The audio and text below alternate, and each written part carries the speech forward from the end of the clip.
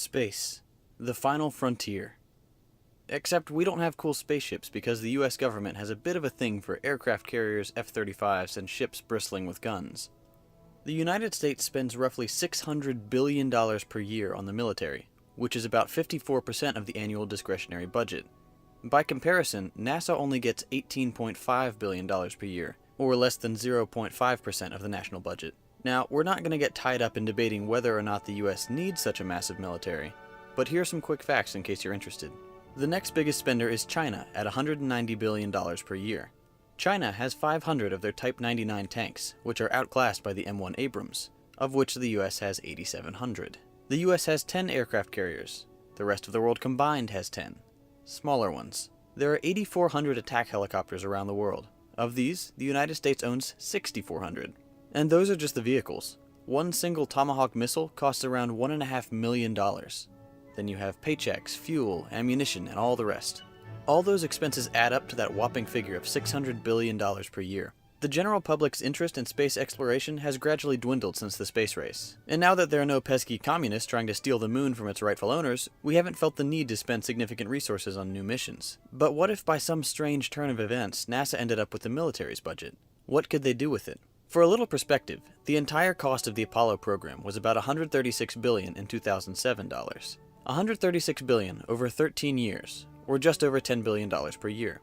Picture a clock representing $600 billion. 1 minute on that clock is $10 billion. One of the greatest scientific achievements in history fits into that tiny sliver of the US military budget. Pretty crazy. We won't fuss about the little things like bureaucracy and research and development timelines in this video. We'll just think about the cool stuff. First, NASA loves telescopes, probes, and satellites. With a massive budget, the 10 or 20 years it would have taken to launch all of their projects could be cut down to just 1 or 2 years.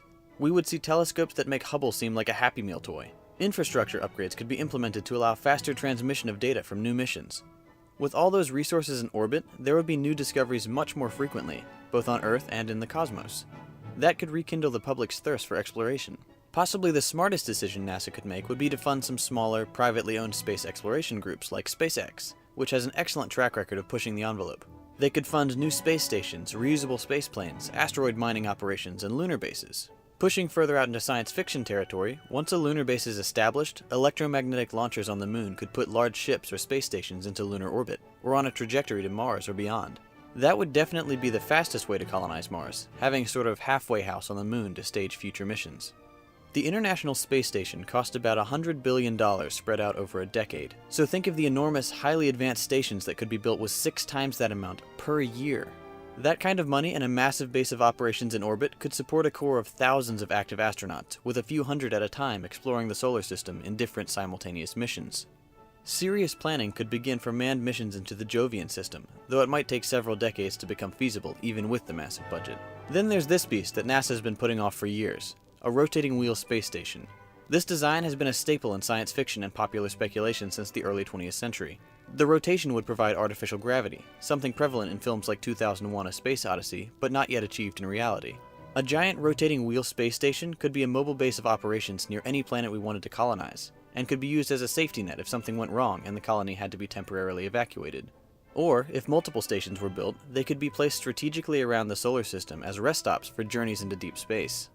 Speaking of colonizing planets, with a $600 billion annual budget, it would be feasible to colonize Mars in as little as 10 years. If the entire budget were spent on transporting people and supplies to Mars and shared rockets, in 10 years we could potentially see a population of 40,000 people.